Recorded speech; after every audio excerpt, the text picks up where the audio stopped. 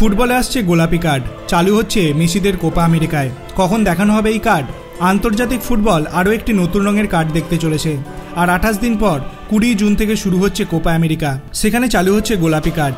ফুটবলের আইন প্রণয়ন সংস্থা এই নতুন কার্ডের অনুমোদনও দিয়েছে, ফলে লিওনেল মেসিদের ম্যাচে এই কার্ড দেখা যেতে পারে। কি এই গোলাপি কার্ড? ফুটবলে শাস্তি দেওয়ার ক্ষেত্রে হলুদ কার্ড এবং লাল কার্ড ব্যবহার করা হয়, কিন্তু গোলাপি কার্ডের সাহায্যে কোনো ফুটবলারকে শাস্তি দেওয়া হচ্ছে না।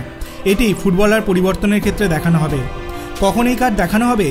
যদি খেলার মাঝে কোনো ফুটবলার মাথায় চোট পান বা কানেকশনের কারণে কোনো ফুটবলারকে তুলে নিতে হয়, তখন এই কার্ড দেখিয়ে দর্শক এবং বিপক্ষ দলকে সেটি জানিয়ে দেবেন রেফারি। যদি কনকাশন সাব হিসাবে কোনো ফুটবলারকে পরিবর্তন করতে হয়, তাহলে সংশ্লিষ্ট দলের কোচ গিয়ে মাঠে রেফারি বা চতুর্থ রেফারিকে বলতে পারেন। তখন মাঠে রেফারি গোলাপি কার্ড দেখিয়ে বিষয়টি অনুমোদন করবেন। গোলাপি কার্ডের সুবিধা কি?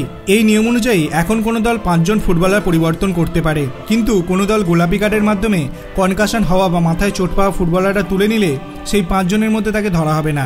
ফলে মোট 6 জন ফুটবলার পরিবর্তন করতে পারবে সেই দল। যে মুহূর্তে রেফারি কোনো দলের ক্ষেত্রে গোলাপি কার্ড দেখাবেন, তখন বিপক্ষ দলও 5 জনের বাইরে অতিরিক্ত একজন ফুটবলার পরিবর্তন করতে পারবে। তবে কনকাশন পরিবর্তন নয়, সাধারণ ফুটবলারকে পরিবর্তন করা যাবে। দু দলের মধ্যে ভারসাম্য আনতে এই সিদ্ধান্ত। আর কি নিয়ম রয়েছে?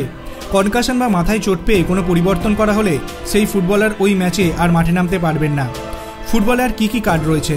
লাল এবং হলুদ কার্ড রয়েছেই। অতীতে চালু করা হয়েছিল নীল কার্ড, যার সাহায্যে কোনো ফুটবলারকে রেফারি 10 মিনিটের জন্য বাইরে বার করে দিতে পারেন। এছাড়া পর্তুগালের মেয়েদের দিকে সাদা কার্ডও রয়েছে, যার সাহায্যে রেফারি ফেয়ার প্লের ইঙ্গিত করতে পারেন।